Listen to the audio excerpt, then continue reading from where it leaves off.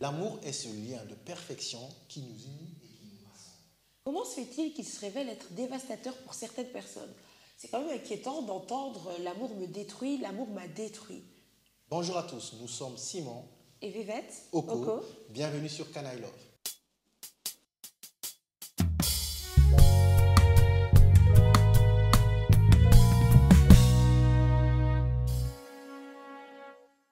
Alors je ne sais pas ce que tu en penses, mais je pense personnellement que c'est inquiétant Oui. d'entendre l'amour m'a détruit, l'amour me détruit. L'amour m'a détruit. Comment l'amour peut détruire? Comment l'amour peut détruire alors que c'est quand même, je pense, un sentiment, plus qu'un sentiment, c'est Un une, lien de perfection. oui, comme tu as dit, un lien de perfection, mais également une personne qui nous bâtit finalement, tu sais, Tout à fait. une personne qui nous rend plus forts, plus fortes, une personne qui consolide nos choix et une personne qui nous permet tout simplement d'agir et de croire au-delà de tout ce que l'on peut voir. Mais malheureusement, dans la réalité au quotidien, il y a bien des personnes qui ressentent ce que nous avons dit et qui confessent aussi que l'amour les a détruits. L'amour les a détruits et alors à l'amour est associé un manque. Et c'est ainsi qu'on entend le manque d'amour. Voilà, moi j'aime, mais je ne suis pas aimée en retour. Moi j'aime, mais cette personne, j'ai comme l'impression qu'elle met une distance, un écart entre nous et qu'elle ne me permet pas de la voir, de la sentir, de l'aimer comme j'aimerais. Ce qui peut générer des frustrations. Effectivement, il y a beaucoup de frustrations qui alors interviennent. Aujourd'hui, on aimerait répondre à cette question ou du moins donner quelques petites pistes par rapport à cette problématique. Déjà, à savoir, peut-on aimer une personne que l'on ne voit pas? Peut-on aimer une personne que l'on ne voit pas? Bonne question. La Comment? réponse semble évidente, Oui. mais on doit quand même se poser la question comment? Voilà, comment aimer une personne que l'on ne voit pas? Comment aimer une personne que l'on ne considère pas? Je le dis pourquoi, c'est important surtout de pouvoir émettre une réponse, parce que voilà, nous savons le contexte actuel, c'est la Saint-Valentin, et qui dit Saint-Valentin, ben, souvent il y a comme un ami, un compagnon, du moins il y a une forme que l'on a donnée à quelque chose. Voilà. On donne une forme à quelque chose.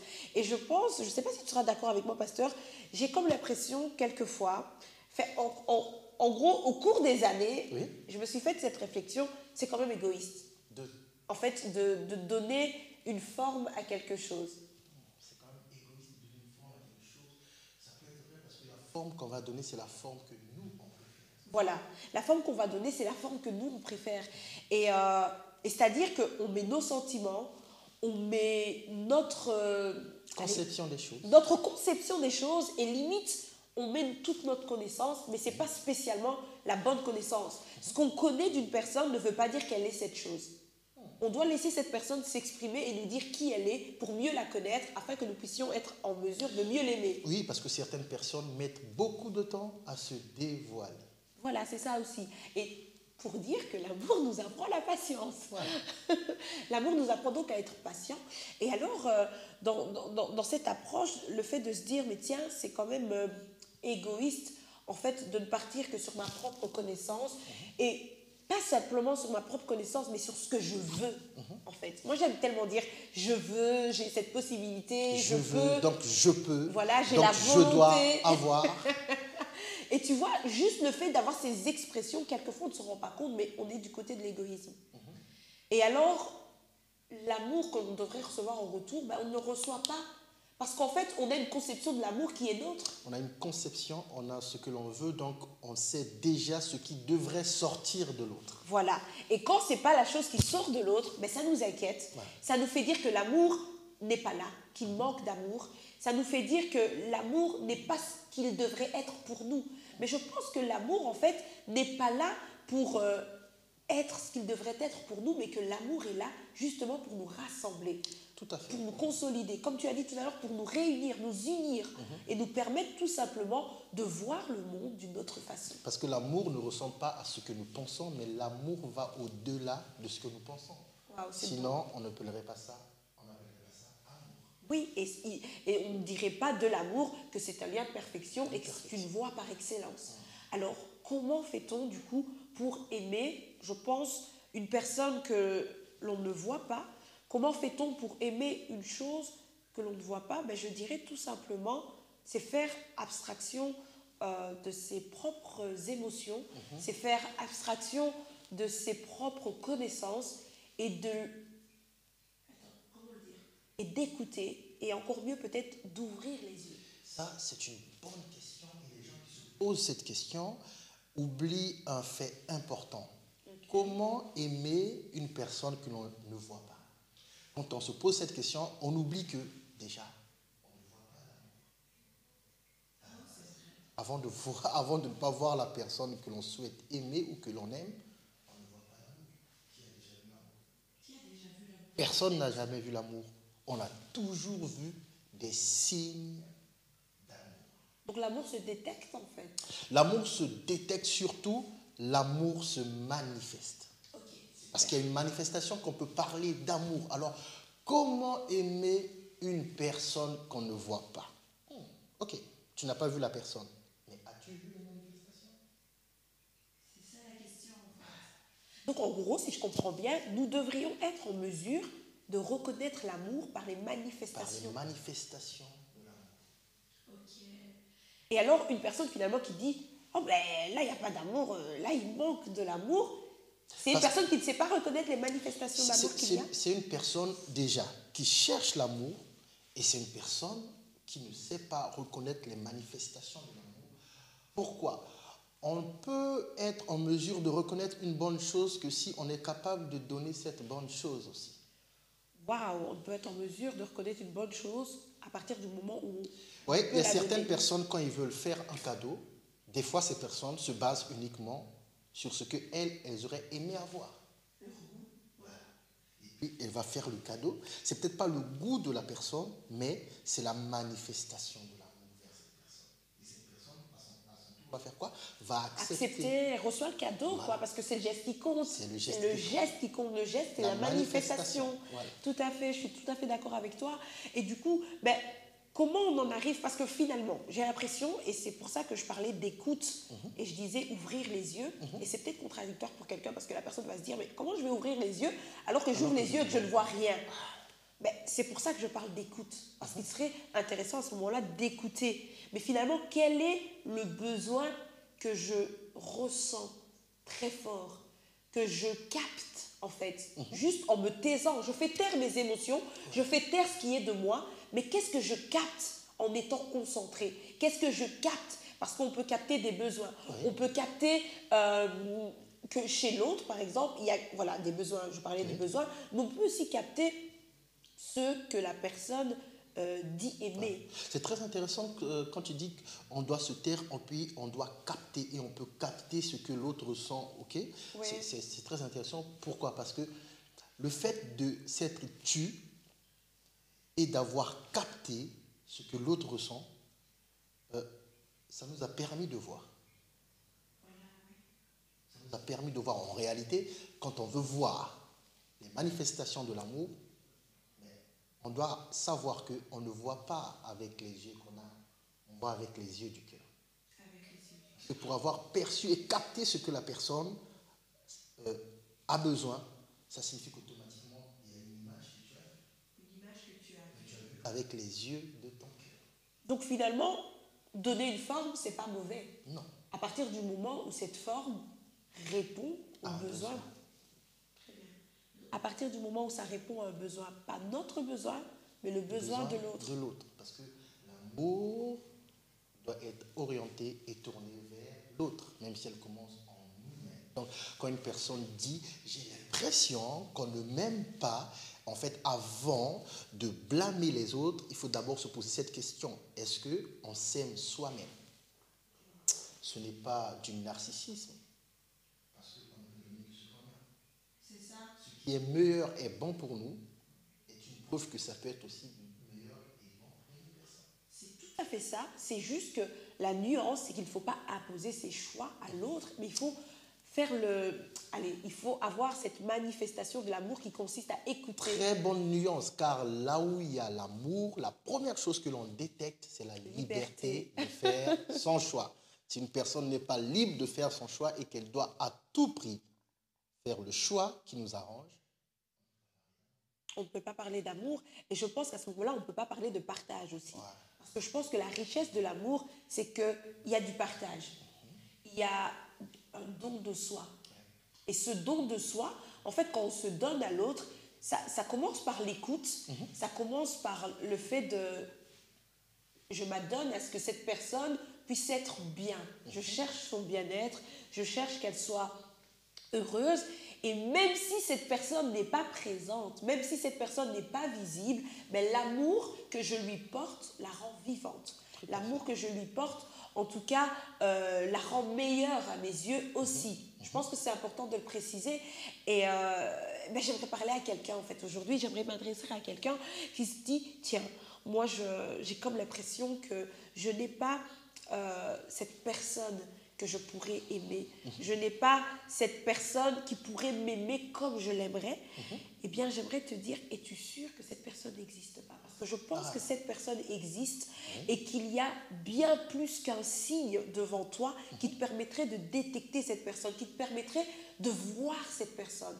La question que je te poserai alors, as-tu ouvert les yeux? As-tu ouvert les yeux de ton cœur? Merci. As-tu ouvert les yeux de ton cœur sur les signes qui se présentaient à toi? As-tu entendu cette voix qui te murmure, mon enfant, ma fille, mon fils, je t'aime? Parce que cette voix, elle est évidente. Elle est évidente et quelquefois elle est au-dedans de nous. Je pense qu'on parle quelquefois du manque d'amour parce qu'on devine que notre vie n'est rien sans amour. Tout à fait, parce qu'une vie sans amour est dépourvue de sens. Dépourvue de Parce que sens, tout le monde aimerait être aimé, tout le monde aimerait avoir une personne à aimer. Et un homme sage a dit un jour, l'amour c'est avoir quelqu'un pour qui mourir. L'amour c'est avoir quelqu'un pour qui mourir. C'est-à-dire quelqu'un pour qui se sacrifier, quelqu'un pour qui tout donner sans rien retenir. Et bien cette personne n'avait pas parlé en vain parce que, justement, c'est la manifestation de l'amour. Il y a une personne qui nous aime et qui a trouvé une personne pour qui mourir et qui a affronté la mort. Wow. Je pense qu'en fait, on a besoin d'amour, je suis d'accord, on a ce besoin d'aimer, d'être aimé, d'accord, mais il ne faut pas oublier que, comme tu viens de le dire, l'amour exige tout. L'amour exige nos pensées, l'amour exige notre âme, l'amour exige notre personne. On l'oublie souvent. On aime bien dire l'amour supporte tout, l'amour pardonne tout, mais on oublie souvent que l'amour exige. L'amour a besoin de tout, en fait. Parce que c'est se donner, en fait. C'est se livrer, c'est se sacrifier. Si elle supporte tout, c'est parce qu'elle a besoin de tout. Donc elle exige tout. Non, mais c'est juste ça. Le dire comme ça me paraît simple. Mais c'est vrai que dans les faits, c'est beaucoup plus... Voilà, pour certaines personnes, ça devient des relations conflictuelles. Oui. Donc, à la question, peut-on aimer une personne qu'on ne voit pas? Okay. Si on veut essayer de répondre à la question, on va quand même nuancer en disant aux gens, ok, quand une personne se pose cette question, ça signifie qu'il y a une distance. Parce que si on ne voit pas une personne, ça signifie qu'il y a une distance. Et une distance éloignée. Vous voyez, je ne peux pas voir une personne à 10 km. Je ne peux pas voir une personne à 2000 km. Mais peut-on aimer une personne, puis aimer une personne que je ne vois pas? Sincèrement, comme ça, moi je dirais oui. Je peux aimer une personne que je ne vois pas. Pourquoi? Parce que ce que je ne vois pas avec mes yeux, comme tu l'as dit tout à l'heure, je le vois avec mon cœur. Ouais. Je le conçois avec mon cœur. D'où l'expression « je suis de tout cœur avec toi ». Voilà, je suis de tout cœur avec toi. Et comme pour dire que même si je ne vois pas cette personne, le fait de porter cette personne à cœur, c'est qu'elle est là, c'est qu'elle est présente. Je porte cette personne à cœur. Je ne peux pas porter une chose qui n'existe pas. Je ne vois pas cette personne, mais je sais qu'elle existe. Je ne vois pas cette personne, je sais qu'elle est quelque part. Je ne vois pas cette personne, je sais que je lui souhaite du bien. Je ne vois pas cette personne, mais je lui témoigne quand même les manifestations de mon amour. Cette personne ne me voit pas, cette personne ne voit pas mon amour, mais elle voit les manifestations de mon amour. Et c'est ce qui rend toute la relation vivante, belle et je pense significative. Parce que c'est là tout le sens. C'est-à-dire qu'à partir du moment où je ne vois pas cette personne, mais que j'ai conscience qu'elle existe, ben, tout ce que je fais finalement, c'est comme pour dire tu es visible pour moi. Et puis honnêtement, quand une personne est constamment dans notre cœur. Elle est constamment avec nous. Et c'est-à-dire qu'il faut maintenant juste lui laisser un peu plus de place, un peu plus d'attention aussi. Parce que vous savez, on doit prendre beaucoup, enfin, tout ce qu'on ne voit pas avec nos yeux, ben, on doit en prendre beaucoup plus soin que ce qu'on voit en fait. Parce que ça pourrait nous échapper en fait. Ouais. On pourrait se dire, mais tiens, je suis sûre qu'elle est toujours là. Oui, Parce mais il faut qu'en prendre soin de réalité, cette on n'est chose. pas conscient de la présence de l'autre parce qu'on l'a vu. Ah, pourquoi il y a des gens, ils peuvent se retrouver dans un magasin en train d'acheter quelque chose pour lui-même. Mais à ce moment-là, il se rappelle, ah tiens, un tel, ça lui irait bien et elle aurait aimé avoir ça. C'est ça. Et la personne achète. On n'est pas conscient parce qu'on a vu la personne. On est conscient de sa présence parce qu'elle est là. Et comme elle est là, on la transporte partout avec nous.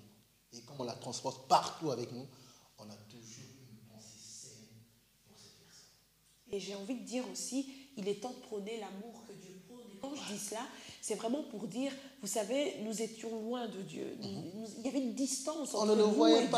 On ne le voyait pas. Et il nous aimait, lui, de chose son encore côté. incroyable, jusqu'à présent, on ne le voit toujours pas. C'est ça. Mais les manifestations sont réelles. Elles sont là, elles sont bien présentes. Et je pense qu'à partir du moment où on prend l'exemple de Christ, l'exemple de Jésus, qui s'est sacrifié, il s'est tout donné, il a tout donné, ben, on peut aussi de notre côté exiger, en tout cas à notre âme, de tout donner à Dieu. C'est étonnant ça. C'est de l'époque où il n'y avait pas cette technologie. Il savait qu'il y aurait cette technologie et que cette technologie ne pourrait pas combler notre manque d'amour. Alors il s'est tout donné. Waouh! Peut-on aimer une personne qu'on ne voit pas? Il y a une personne qui s'est donnée sans nous voir. Oui, sans nous voir, on n'était pas à ses côtés en fait. On n'était pas nés, on n'était pas vivants. On n'était pas vivants. On n'existait pas. On le rejetait même. Il a tout donné. Quand on dit on le rejetait, peut-être pas forcément nous, mais ceux qui nous ont précédés. Ceux qui nous ont précédés, ouais. Mais il nous a quand même aimés. C'est vrai. L'amour qu'on portait était peut-être un amour injuste, mais lui, de son côté, il a maintenu sa position d'amour. Et je pense que c'est ça qui, aujourd'hui, lorsque nous nous retrouvons à ses côtés, on doit tout faire pour maintenir cette position. Même quand c'est plus dur, même quand on n'y arrive pas, même quand les épreuves sont autour de nous, il nous est possible d'aimer Dieu. Dieu est cette personne qui réellement, on ne voit pas. On ne voit pas, mais quand on a décidé de l'aimer, la première chose que l'on constate, la paix du cœur. Ça signifie que nos yeux ne l'ont pas vu, mais les yeux du cœur l'ont vu et ont reconnu, ont goûté à son amour. Et c'est là qu'on ressent une paix extrême. C'est là que les gens ne nous comprennent pas. C'est de là qu'on peut utiliser le mot foi. Pourquoi? Nous, on a aimé. On n'a pas vu, mais on n'a pas vu avec ces yeux-ci. Mais ces yeux-là ont vu le véritable amour. Comment aimer une personne qu'on ne voit pas? J'ai une question pour vous. N'avez-vous pas vu les signes de son amour? Ne savez pas vous qu'il y a une personne qui s'est donnée? Ne savez pas vous qu'il y a une personne qui est loin, mais que son cœur bat pour nous? Comment aimer une personne qu'on ne voit pas? Être conscient qu'elle existe et lui donner la possibilité de se révéler, c'est-à-dire lui permettre de s'exprimer et écouter en fait, écouter pour réellement le connaître. On ne peut pas connaître une personne, on ne peut pas aimer une personne qu'on ne connaît pas. On doit le laisser s'exprimer et de jour en jour, plus on le connaît, plus on l'aime en fait. Plus on le connaît, plus on l'aime, plus on se donne. Plus on le rend vivant. Ce qui est merveilleux, il s'est donné le premier. Il s'est donné le premier. On ne le voit pas. Jusqu'aujourd'hui, on ne le voit pas. Mais la paix qu'on ressent, parce qu'on voit les manifestations de son amour. Comme on aime une personne qu'on ne voit pas, ben, on peut découvrir un testament, une lettre que cette personne nous a laissée. Et dans cette lettre, cette personne exprime son amour. Et cette lettre, quand on la porte quelque part, cette lettre nous permet d'avoir des choses que cette personne nous a promis. C'est une preuve d'amour. La personne a tout travaillé à laisser une lettre et elle s'en est allée. Et quand on vient, elle n'est pas là. Mais on voit les manifestations de son amour. On peut commencer à l'aimer. Pourquoi? Oui, vas-y. Parce qu'on se rend compte que quelqu'un a tout prévu. Tout planifié, quoi. Il a tout planifié. Il a tout prévu à l'avance. On ne le voit pas, mais on voit la direction. Et la direction, c'est la preuve. J'ai trop aimé ce que tu as dit par rapport aux écrits, aux testaments laissés laisser parce que je pense que c'est vraiment écrire, c'est vraiment un moyen d'expression, ça rend tout vivant en fait. L'écriture, j'ai comme l'impression que c'est le meilleur moyen pour entretenir l'amour. La personne peut être très loin, mais de recevoir une lettre, c'est comme si elle était présente, elle était là. Et lui, il y a pensé. Le testament, c'est très important parce que ça atteste une chose contre laquelle ou sur laquelle une personne ne peut pas mentir. Oui, on ne peut pas discuter sur un testament. Testament. On ne peut pas venir mentir. Parce qu'il y a des écrits qui attestent. C'est tout ce qu'il y a de plus beau. Bah, écoutez, c'était une première pour Can I Love. Ouais. Comment aimer une personne que l'on ne voit pas. Comment aimer une personne qu'on ne voit pas. Et on aimerait vous dire, vous avez le droit d'aimer le Seigneur.